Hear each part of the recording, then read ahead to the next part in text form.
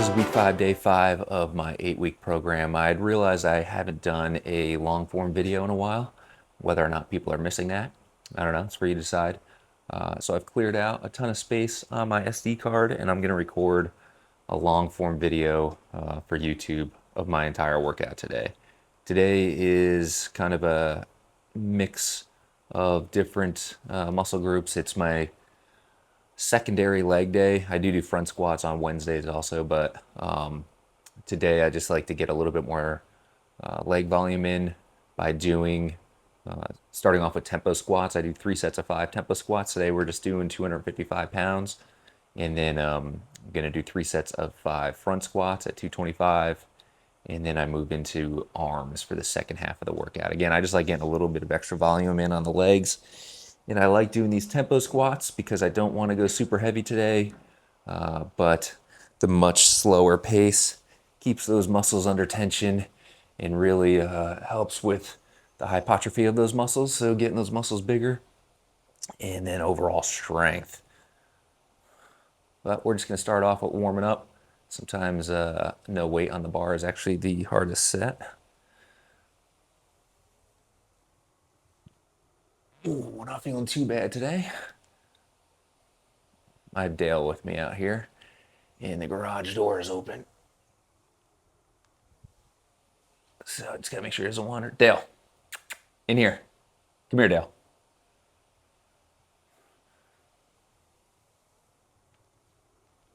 I would like to leave the garage door open, but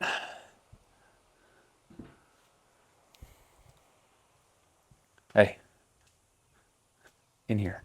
Thank you. Don't need him wandering away. All right, so everything felt good with just the bar. I'm gonna move on up to the 45s here.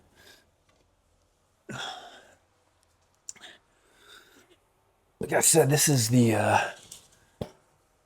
first introduction, or I don't know if I said that, but this is the introduction to my garage gym. What you're looking at is basically everything. Just got this fringe power rack. I got that pretty much as soon as I moved into the house. And then I've had these weights for a little while. I use them if you go back and look at some of my beach workouts. I had them way back in the old house. This bar I've had for a couple years. It's a Rogue power bar. I'd really like to get a Texas deadlift bar just to give me a little bit extra spring in it, so it's not so difficult when it comes to the deadlifting. And then I picked up these Rogue plates on Marketplace for a decent price. Actually, probably could have gotten them a little better deal on used plates, but whatever. And then the weight rack over there got from the same place on Marketplace. And then I just got, again, some dumbbells from Marketplace and a couple accessories for the fringe rack. And then some Gym Reaper wrist wraps, which I never use. Not a big wrist wrap fan. And weight belt for weighted dips and weighted pull-ups. Dale's found another sweet spot to hang out in. Try to get around him for this next set.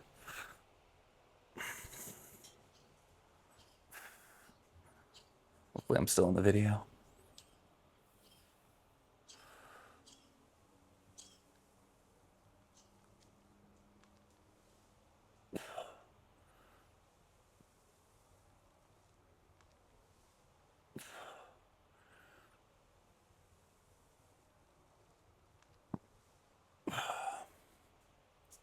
So again, the more time under tension you have, this is in regard to these tempo squats, the more wear and tear on those muscles, the bigger they're going to grow, the stronger they're going to get.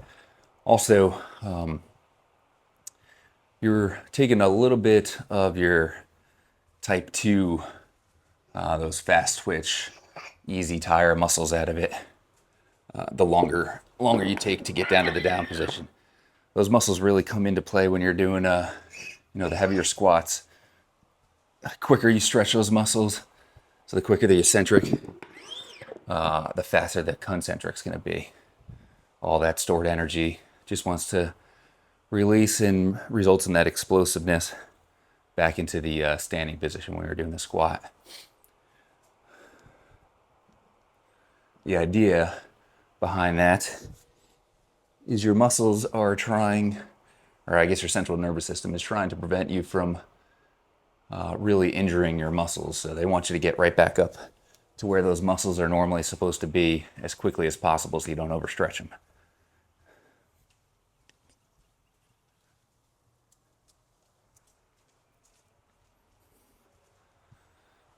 Dale's real curious this morning. Usually he's pretty good at just hanging out in the garage.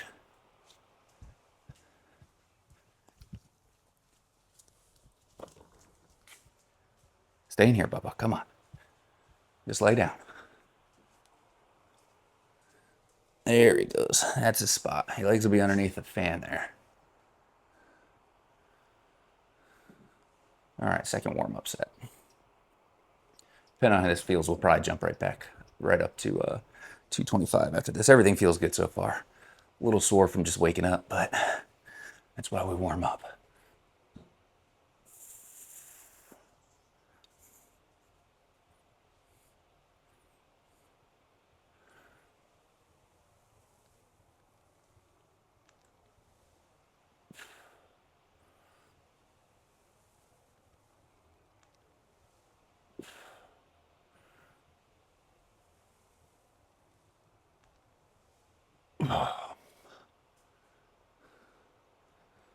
Everything felt good there.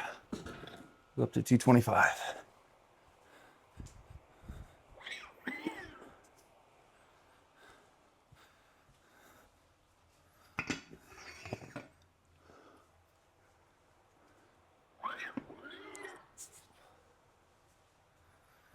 And we'll probably jump up to the working weight after that,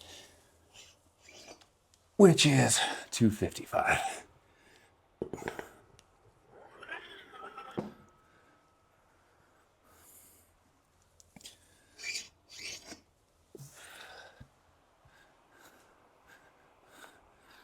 I got like an hour and 50 minutes free on this SD card, so just gotta make sure the workout stays less than 155.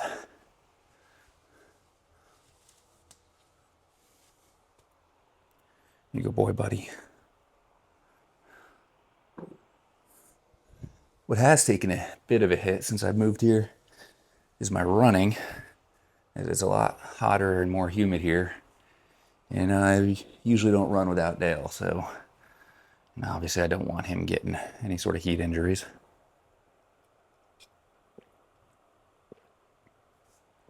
So instead, he swims in the pool pretty much all day long.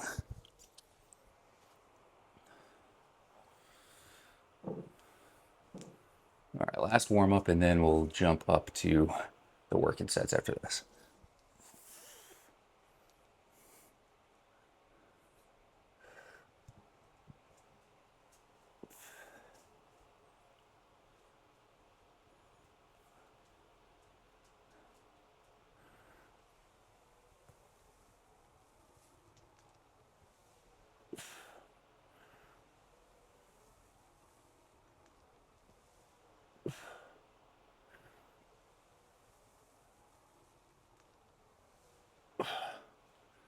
All right, up to the working sets.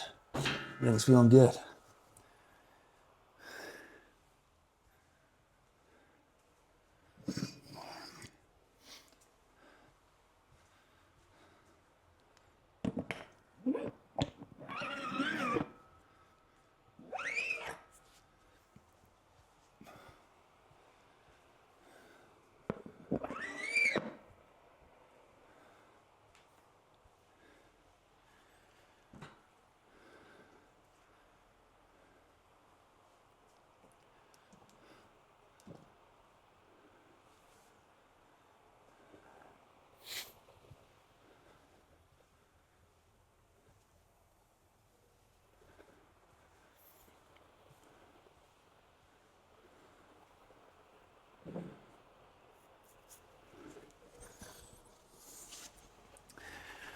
It is nice having our own gym. We can just walk around barefoot.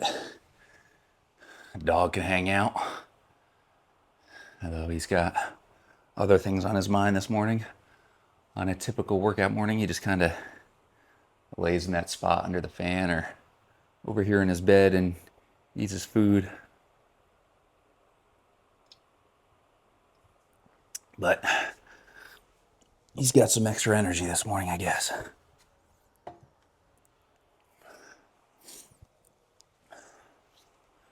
All right, first working set, 255.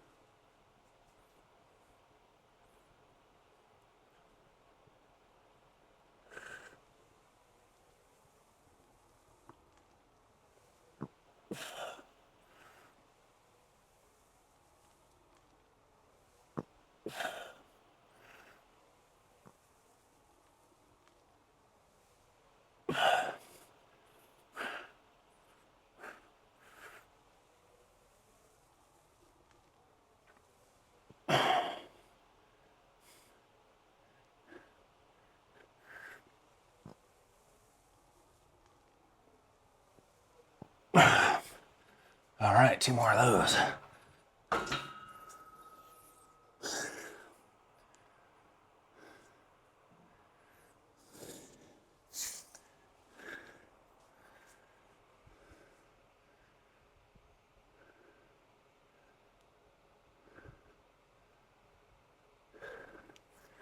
All right, what I think I'm gonna do is just record one of each set, so there's not so much dead time in between each workout here. So I'll see you for the front squats next. All right, I lied. We're gonna record each set, but I'll break in between the sets. So this is the second set of 5 tempo back squats.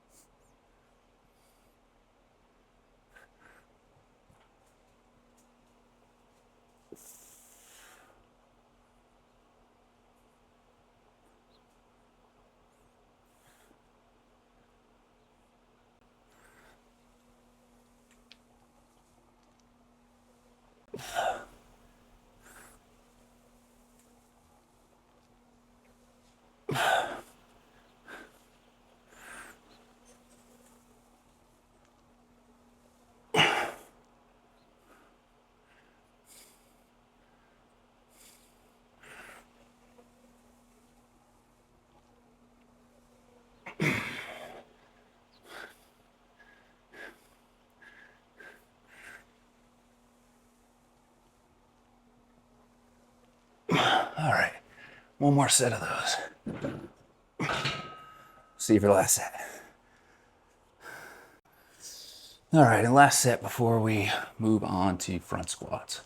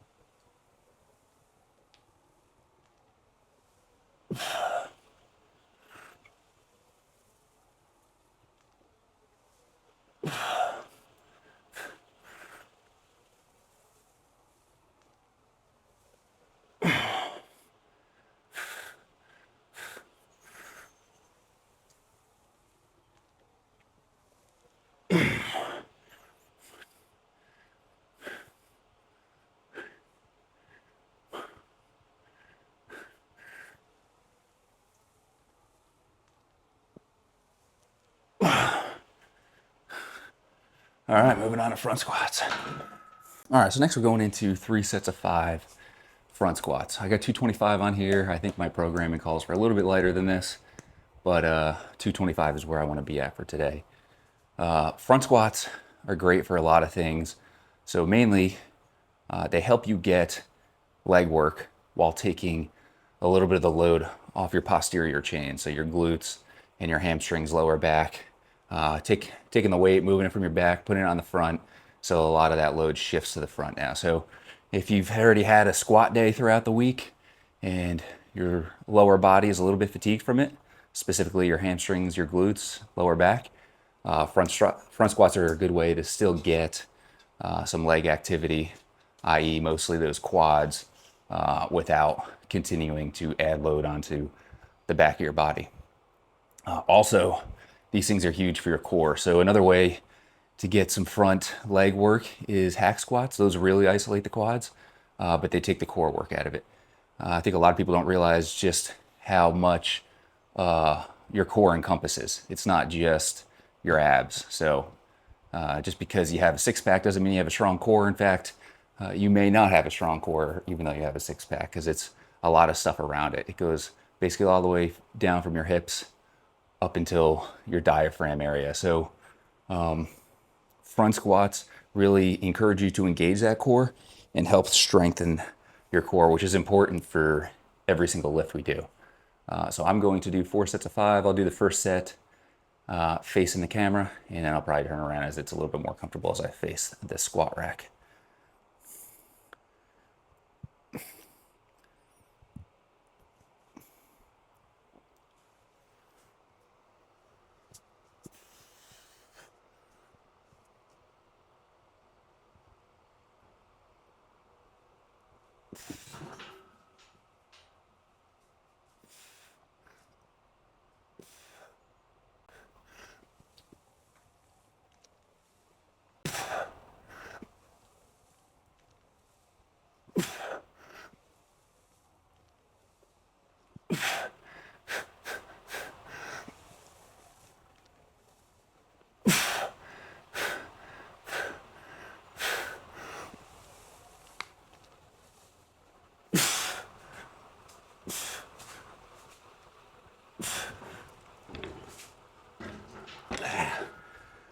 Easier to drop the weight when you're facing the rack.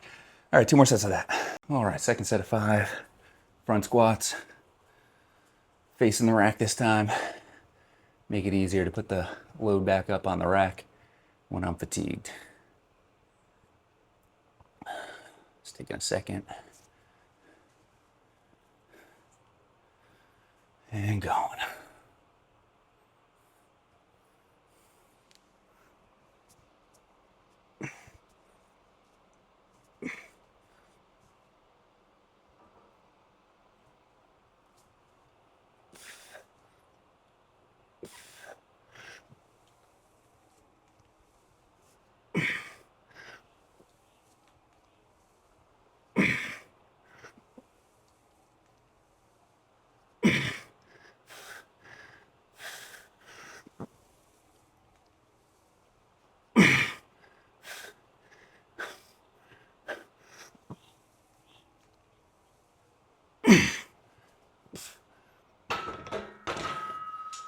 One more set.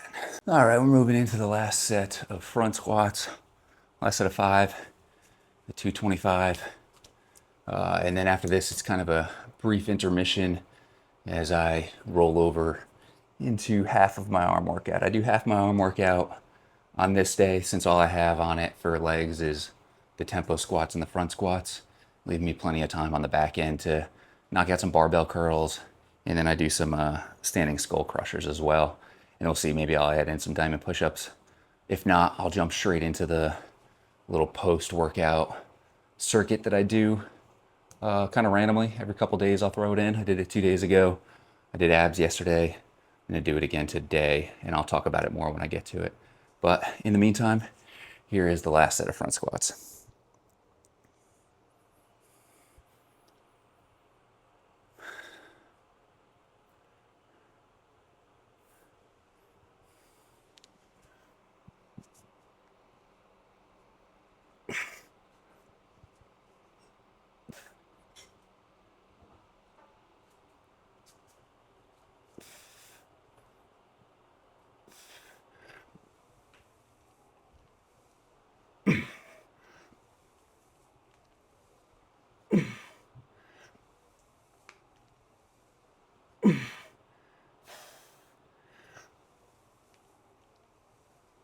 All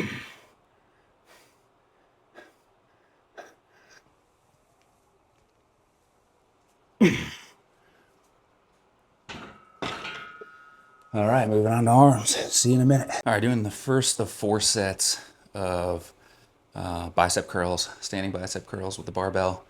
Got a total of 80 pounds on the bar, so not too heavy. And then I like to do these standing. You could really isolate the bicep more by doing a preacher curl or even getting on the cables. But most of my movements, while a bicep curl isn't normally considered a compound movement, I kind of almost consider all my movements compound movements, right? Because to function throughout the day, all the movements that are required of you are compound movements, right? Your hip hinge, if you're down in a squat, that's more than just your lower back coming up out of the squat. Your legs are involved, everything else. So bicep curls, while being safe, you don't want to cheat too much. If you're swinging around too much, you might just blow your back out, which likely means that you need a stronger back, but I'm not going to diagnose that here for you right now. But again, most of my movements are in the standing position so that I can utilize more than just the concentrated prime mover there. So in this case being the bicep, also known as the agonist muscle, as that's the prime muscle we're moving. So I'm going to come up somewhat explosive with it and then a little bit slower on the eccentric for a set of 12.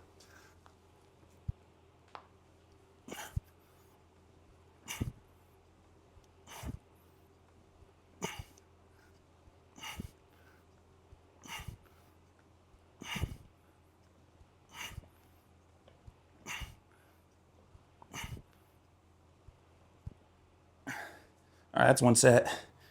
Bicep curls are probably not the most exciting lift to watch on camera, so I'll come back for the last set. And then again for a little bit of tricep work. All right, this is the last set of bicep curls. Like I said, not the most exciting workout to watch, so I didn't record all 4 sets. This will be the 4th set. Just missed Dale. He was over here in his favorite spot, which I have to move him from sometimes depending on what type of lift I'm doing. But the reason he likes this spot is because he's got a little fan right above. It keeps him nice and cool in this hot Florida humidity.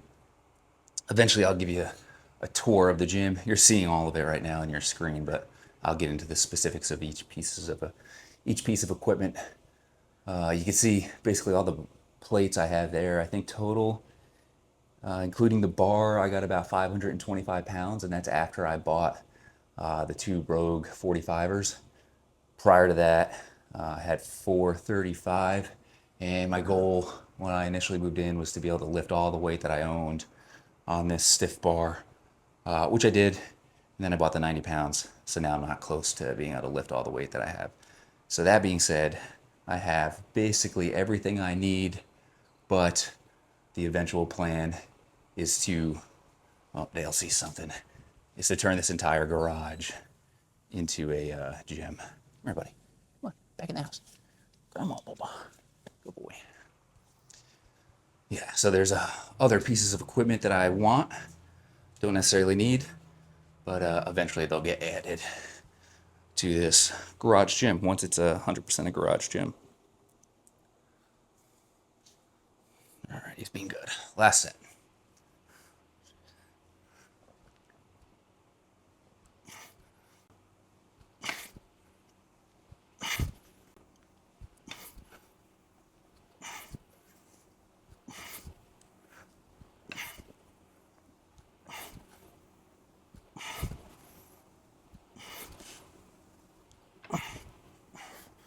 All right, next is going to be standing skull crushers, which I'm supposed to do with 70 pounds, but just to keep it easy, I'm going to take the 2.5 pounders off and just do it with 75 pounds. I'll keep recording as I'm just going to catch my breath before I jump into the first set of standing skull crushers.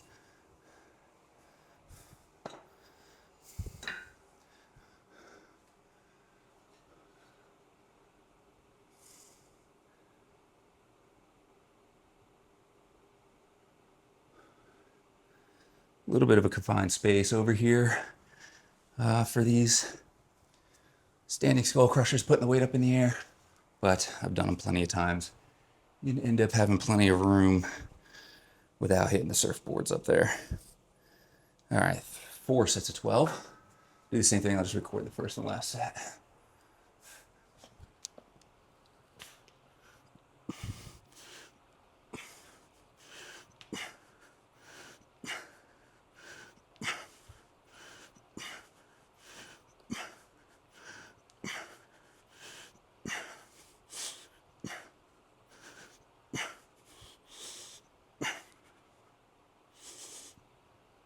All right, I'll see you for the last set.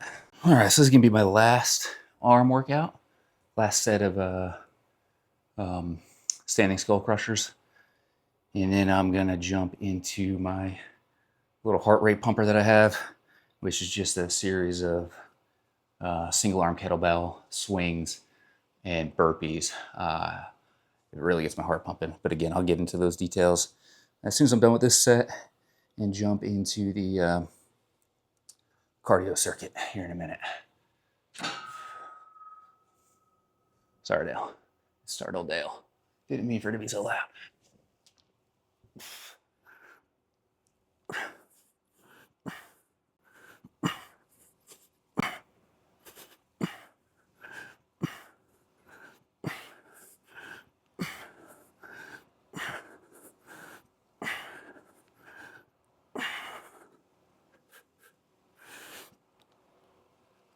All right, see you back in a minute. I've alluded to this heart rate pumper that I do at the end of some of my workouts. Typically every other day or every third day, I add this in. This Florida humidity has kind of really tampered the amount of running that we do, and not necessarily for me, but more for Dale. And I can't find it in my heart to take off on a run without him because he's so used to that temperate San Diego climate where he could just come on every single run, no matter the time of year with me. Even when it's cooler out, like it's not too hot this morning, got a little bit of overcast layer. It's still early. It'll probably hit 90s later on, but I think it's just the humidity kind of does a number on him. He doesn't understand that. I think he thinks he's just being punished, but we'll get in the pool later on and he'll be able to swim around and expend some of that energy. I wouldn't be able to forgive myself if I put him in a situation where he gets injured or worse just because I wanted to do some runs with him. There's mornings where we'll just wake up before the sun even comes up and just do a shorter 3-mile run so that he can at least get a little bit of adventure out of him. And then we have a little spot on the bay that we take him to go swimming as well. So he gets a little bit of the outdoorsiness that he loves, not so much as we used to get in San Diego, where we'd hit the mountains every Saturday and it was usually cool or at least drier out, so it didn't seem to affect him as badly. Not that he's been injured or anything here. I just, again, don't want to put him in that situation. So all that to say, I still need to figure out a way for me to get my heart rate pumping a bit and get some cardio knocked out, as heart disease is basically one of the, or I think is the leading cause of death in the United States. So having a nice, strong cardiovascular system is very important. So I've added this at the end. You kind of call it a HIIT workout. Gets my heart pumping up to about the 130, 140 range, which is pretty good. It's about where I like to be on some of my little faster paced runs that I used to do on the bike trail in San Diego. Just consists of 10 single arm kettlebell swings. Right now I only have a 25-pound kettlebell, so we're just sticking with the single arms, and then 10 burpees. Even with this light kettlebell, it still gets the heart racing good enough to get some cardio work out of it. That being said, I do have a 45-pound kettlebell on the way, and then part of the list of wants for this gym is an assault bike and eventually probably a ski erg. Both of those things I've utilized in the past as a part of cardio circuits at the end of my lifts. All right, I'm going to get into it. I'm going to put the mic over here to the side so that I'm not banging and breathing into that thing. And let's go. 3 sets. I'll record all 3. You can still hear me.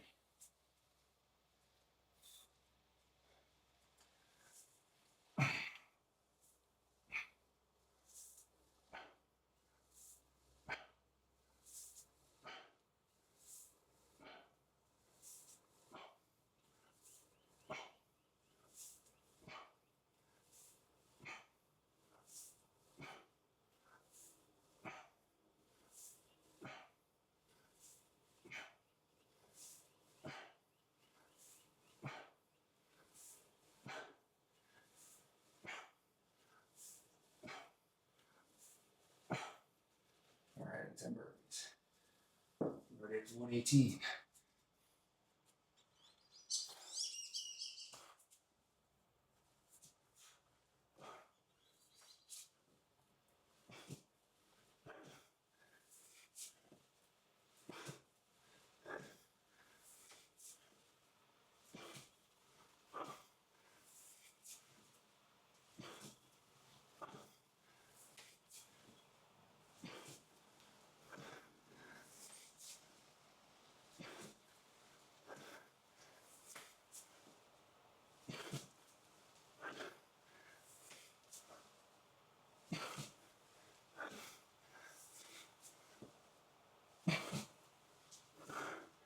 All right, take a bit of a breather. 113 on the heart rate. This isn't always super accurate. Eventually gets a little higher than that, and we'll probably tick up there as we go along.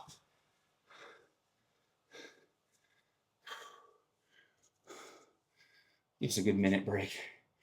Catch our breath.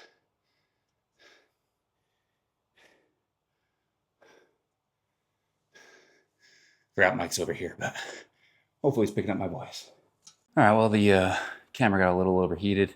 Stopped recording. So you have to take my word that I did a second set in order to let the camera cool down. I didn't record it. So now I'm hopefully going to record all the way through the final third set here. Hopefully the camera is cool enough.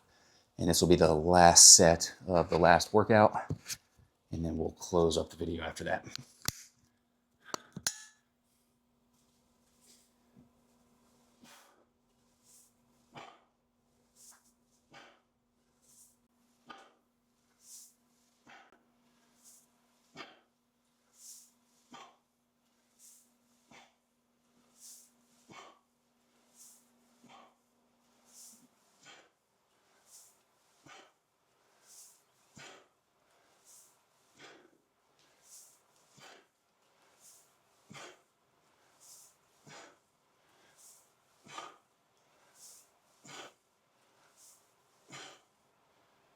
All right, and some burpees.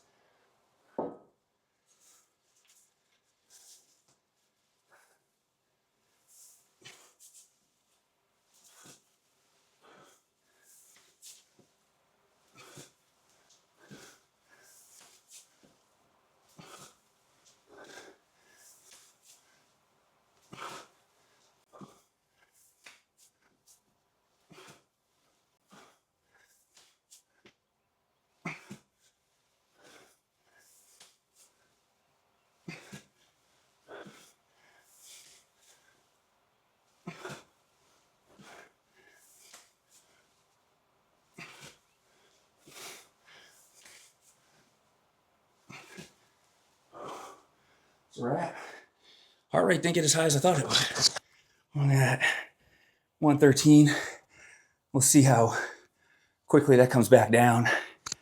Good sign of a healthy individual isn't necessarily how low you can keep your heart rate, but how fast it gets back down to that resting heart rate.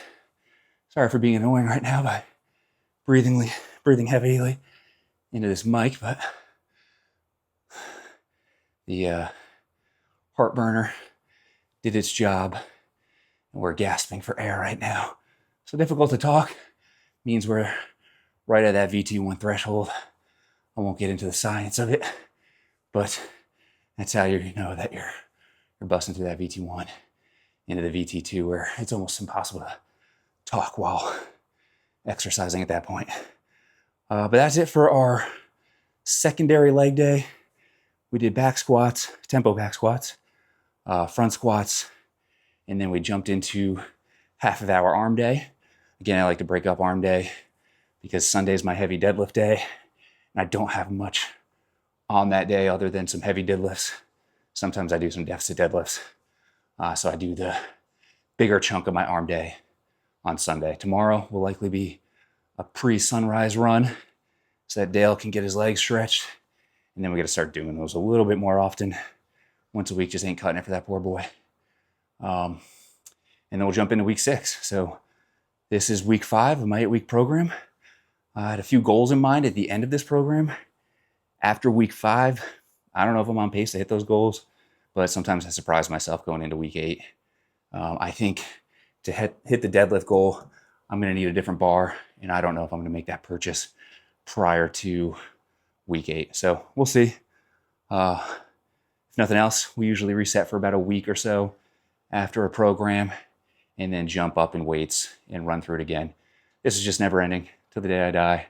I'm going to keep running through these workouts as long as I feel like I'm benefiting from them, and continue to be as strong as possible, keep a healthy heart, and hopefully live a long, healthy, fulfilling life. All right, until next time.